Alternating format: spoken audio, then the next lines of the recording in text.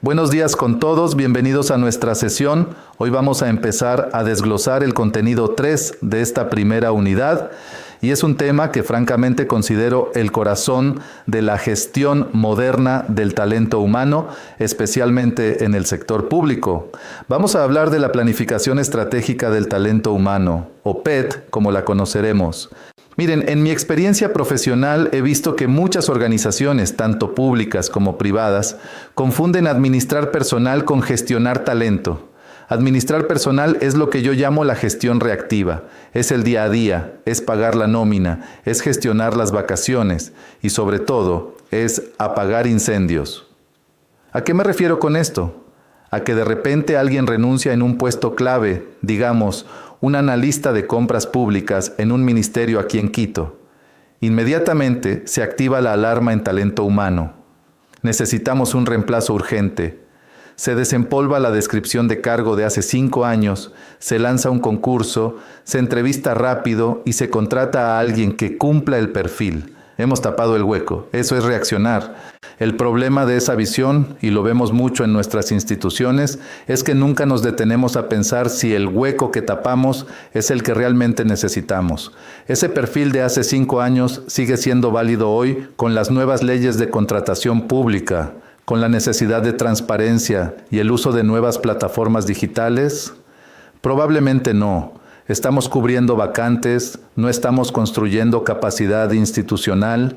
Aquí es donde la planificación estratégica del talento humano cambia el juego por completo. La PET es, por definición, proactiva. No se pregunta, ¿a quién necesito hoy porque alguien se fue? La PET se hace preguntas mucho más difíciles y mucho más importantes. ¿A dónde va nuestra institución en los próximos 5 o 10 años? ¿Cuáles son nuestros objetivos estratégicos? Y, fundamentalmente, ¿qué tipo de personas, con qué habilidades y cuántas voy a necesitar para llegar a ese futuro? Es como la diferencia entre manejar un auto mirando solo el capó y manejar mirando el horizonte. Si solo miras el capó, vas a frenar bruscamente en cada bache. Si miras al horizonte, puedes anticipar la curva, reducir la velocidad suavemente y tomarla con eficiencia. Pensemos en un ejemplo ecuatoriano muy concreto, en el ámbito de la seguridad, que es el que nos compete. Imaginemos que el objetivo estratégico del Ministerio del Interior para los próximos 4 años es fortalecer la investigación del delito de extorsión vacunas en la zona 8. Si usamos la gestión reactiva, simplemente seguimos contratando el mismo número de agentes de policía judicial cada año, con la misma formación básica. Pero si aplicamos la PET, el análisis es diferente. Nos sentamos con los líderes de la Policía Nacional y preguntamos, para combatir la extorsión moderna, ¿qué necesitamos? Quizás descubrimos que ya no necesitamos tantos agentes de campo tradicionales, sino que la verdadera necesidad futura está en analistas de inteligencia financiera que puedan seguir el rastro del dinero, o quizás necesitamos especialistas en ciberinteligencia que puedan rastrear las amenazas que vienen por WhatsApp, o negociadores especializados en tratar con bandas criminales. ¿Tenemos a esa gente hoy? Número. ¿Los estamos formando? Número. ¿Los estamos buscando en nuestros concursos? Tampoco. La PET, entonces, es esa herramienta conceptual que nos permite anticipar esa necesidad. Nos permite decir, ok, si en 2028 queremos tener un equipo élite contra la extorsión digital, tenemos que empezar a reclutar o formar a esos ingenieros y analistas hoy, en 2025.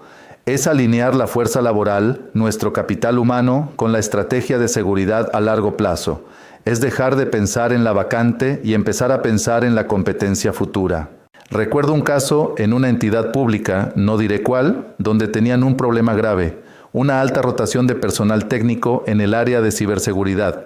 Se les iban al sector privado porque les pagaban el doble. ¿Qué hacía talento humano? Reaccionaba. Cada 3 meses abrían un concurso para especialista en seguridad informática 1. Era un desgaste terrible. Nunca se sentaron a hacer PET. Si lo hubieran hecho, se habrían dado cuenta de que su problema no era de reclutamiento, sino de retención y desarrollo. Quizás la estrategia no era competir con el sueldo del banco, sino crear un plan de carrera atractivo, ofrecer capacitaciones de punta que el sector privado no daba, o crear un semillero de talento con las universidades. Eso es pensar estratégicamente el talento. Así que, para resumir esta primera parte, el propósito de la PET es sacarnos de la trampa de la reacción. Es el puente que conecta los grandes objetivos de la institución, esos que están en los planes nacionales de seguridad y convivencia, con la persona que contratamos mañana. Y miren, no hacer esta planificación estratégica no es gratis. El costo de no aplicar la PET es altísimo y lo pagamos todos como ciudadanos. ¿Qué pasa cuando una institución de seguridad, digamos el Servicio Nacional de Aduana del Ecuador, SENAE, no anticipa sus necesidades? Sigue contratando inspectores físicos para revisar maletas en el aeropuerto de Guayaquil o en el puerto, cuando el contrabando moderno y el crimen organizado se mueven con triangulación financiera internacional, redes logísticas complejas y criptomonedas. ¿El resultado? Ineficiencia. Se invierten millones en salarios para personal que está, con todo respeto, obsoleto en sus competencias para enfrentar el delito moderno. Estamos, en efecto, peleando la guerra de hoy con las herramientas de ayer. Además, la PET no es solo para nuevos talentos, para la gente que vamos a contratar. Es, y esto es clave en el sector público ecuatoriano, para gestionar el talento que ya tenemos dentro. Pensemos en las instituciones como la Policía Nacional o las Fuerzas Armadas. Tienen estructuras jerárquicas muy claras, ¿verdad? El ascenso se basa mucho en la antigüedad, en el tiempo de servicio. Pero nos hemos preguntado si las competencias que hacían a un excelente teniente hace 15 años son las mismas que necesita un coronel hoy para ser un comandante de distrito o un gerente zonal.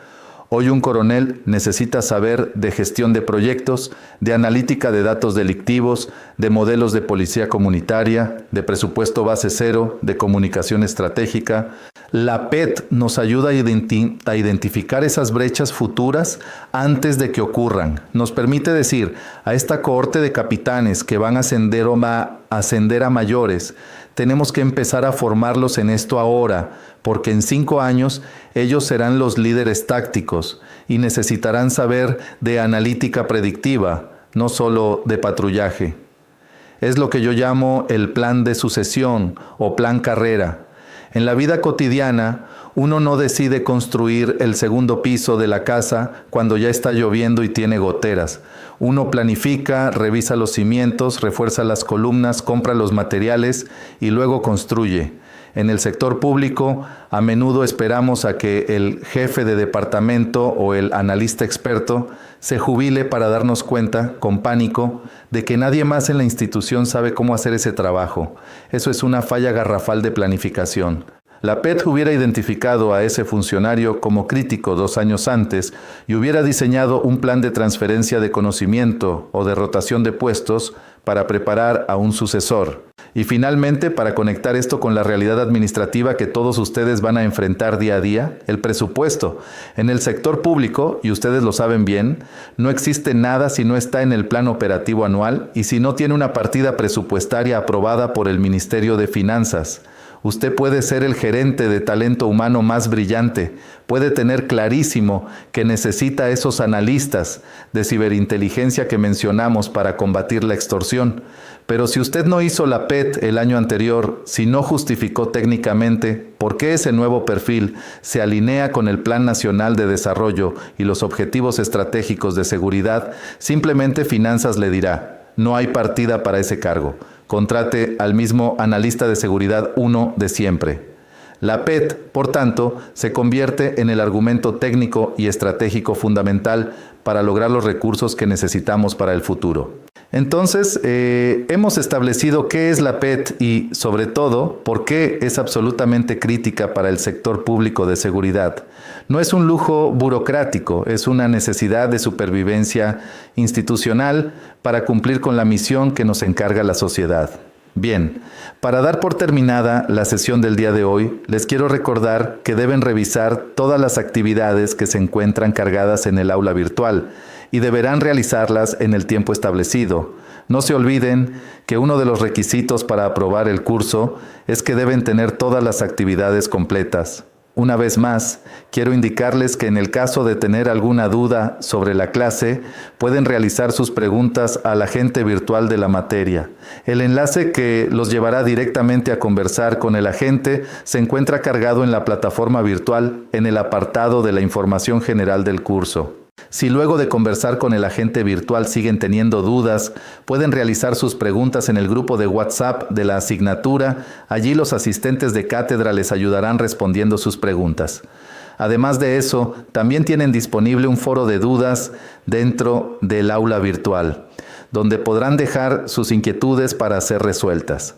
Pasen bien, señores estudiantes, y nos vemos en la próxima clase. ITESUT, Instituto Superior Tecnológico Universitario de Transporte.